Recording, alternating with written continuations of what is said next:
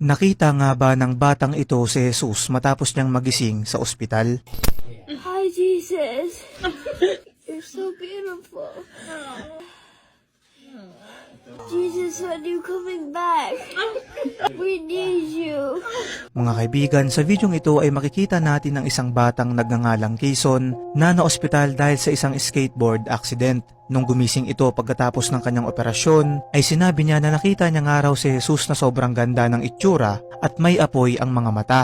Dagdag pa nito, sa tabi niya ay nakatayo naman daw ang kanyang yumaong tatay. Ayon sa kanyang ina, magmula noon ay lagi na raw nagsisimba ang kanyang anak at ang nakakapagtaka dito ay hindi niya raw maalala yung mga nangyari at kung ano nga ba talaga yung kanyang nakita. Viral ito ngayon sa internet na umani naman ng samot-saring opinyon mula sa mga tao na may mga nagsasabi na baka raw epekto lang ito ng anesthesia sa kanyang katawan kaya ito nag-hallucinate. Ayon naman sa ilan, lalo na ng mga debotong Katoliko, ay posible nga raw na si Jesus talaga ang kanyang nakita nung mga oras na yun. Para sa mga kaibigan nating nagtatrabaho sa ospital, ay nakakita na rin ba kayo ng ganitong pangyayari sa inyong mga pasyente kagaya ng nasa video?